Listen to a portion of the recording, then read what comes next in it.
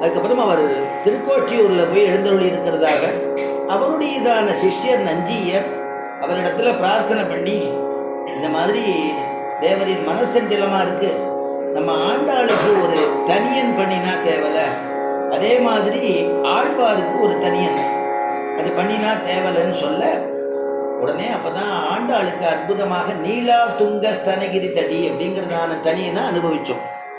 அதில் சொல்லும் பொழுது நப்பின்னை அப்படிங்கிறவள் யாரு அப்படின்னா நீலாதேவியினுடையதான அவதாரம் நப்பின்னை.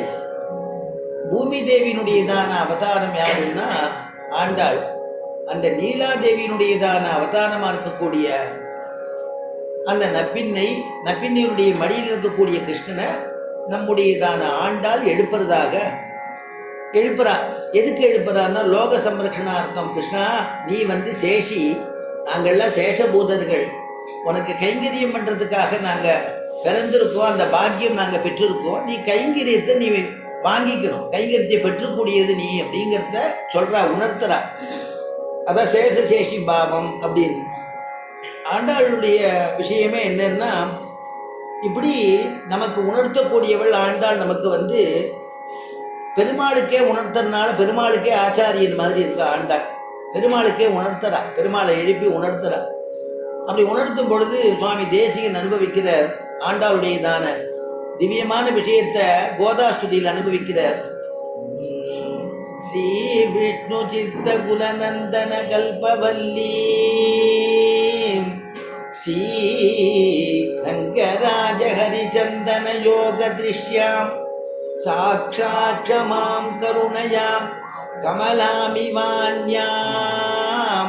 கோதாம் அனன்ய சரணம் பிரபத்யே. ஸ்ரீ விஷ்ணு சித்த குலநந்தன கல்பவல்லி. விஷ்ணு சித்தங்கிறதான ஒரு குலத்துக்கு வந்ததான ஒரு கற்பக கொடியாம். ஆண்டாளை பற்றி சொல்லும் பொழுது எப்படி இந்திராதி தேவதைகள்லாம் ஒரு நந்தவனங்க அமைச்சிருக்கான், அங்கே ஒரு கொடி இருக்கு, அந்த கொடிக்கும் கல்பக விருட்சம்னு பேர், அங்கே ஒரு கொடி இருக்கு. இங்கே பூமியில் நமக்காக வேண்டி அவதாரம் பண்ணதான ஆண்டாள் கல்பக கொடி போல இருக்காளாம். அப்போ பெருமாள் ரங்கநாதன் எப்படி இருக்காருன்னா ஹரிச்சந்தனம், சந்தன விருட்சம் போல இருக்கான் பெரிய பெருமாள். பெரிய பெருமாளை அணைச்சிட்டு இருக்கிற மாதிரி கொடியாக இருக்கலாம் ஆண்டாள். அதனால அனுபவிக்கிறா.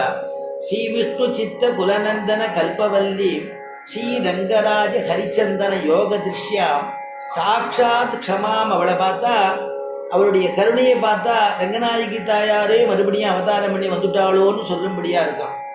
சாட்சாத்து பூமி பிராட்டிகளுடைய அவதாரம் இல்லையா, பொறுமை ஜாஸ்தியா இருக்கு, கருணை ஜாஸ்தியா இருக்கு. அதனால சாட்சாத் க்ஷமாம் கருணையாம் கமலாமிவான்யாம் கோதாம் அனன்ய சரணம் பிரபத்யே. கோதாம் அனன்ய சரணம் பிரபத்யே. சுவாமி தேசிகன் சாதிக்கிறார், வேறு கதி இல்லாத அடியன் தேவல உங்களுடைய திருவடி தான் எனக்கு வேண்டும்னு பெருமாளை பிராட்டி சரணாகதி பண்ணுற மாதிரி அந்த ஸ்லோகம் அமையிறது. அப்படி அற்புதமான ஸ்லோகத்தை அனுகிரகிக்கிறார். அந்த ஆண்டாள் நமக்கு உணர்த்துறான். என்ன உணர்த்துறான்? நம்ம பெருமாளுக்கு சேஷப்பட்டவர்கள், அவனுக்கு நாம் கைங்கரியம் பண்ணணும், சேஷபூதர்கள்ங்கிறத நமக்கு உணர்த்துறான்.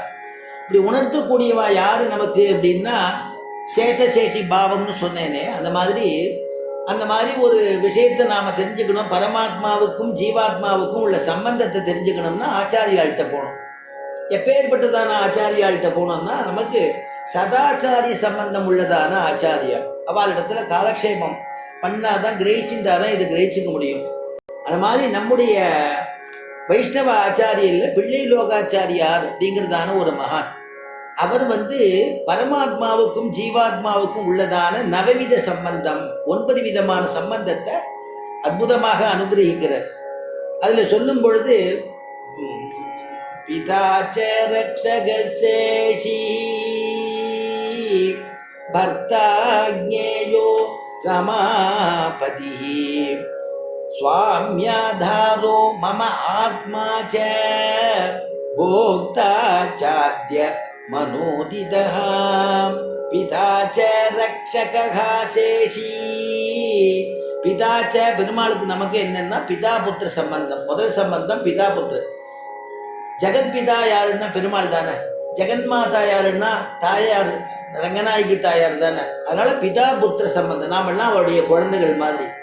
அதனால முதல்ல சொல்லும் பொழுது பிதாச்ச ரக்ஷகா சேஷி, ரக்ஷகன்னா அவன் காப்பாற்றக்கூடியவன், பரம்பொருளான ரங்கநாதன். நாம அவனால காப்பாற்றப்பட வேண்டியவர்கள். இது ரெண்டாவது. மூன்றாவது தான் இந்த சேஷி பாவம். சேஷி அப்படின்னு ஒரு பதம் போடுறார். பெருமாள் என்னன்னா நம்ம பண்ணக்கூடிய கைங்கரியத்தை பெறக்கூடியவர், நாம கைங்கரியம் பண்ணக்கூடியவர்கள் சேஷபூதர்கள். அதான் அன்னைக்கே நான் அதுக்கு சொல்லும் பொழுது இந்த மாதிரி கைங்கரியத்துல முதல் கைங்கரியமா உயர்ந்தது யாருன்னா ஆதிசேஷன் அப்படின்னு அனுபவிச்சோம்.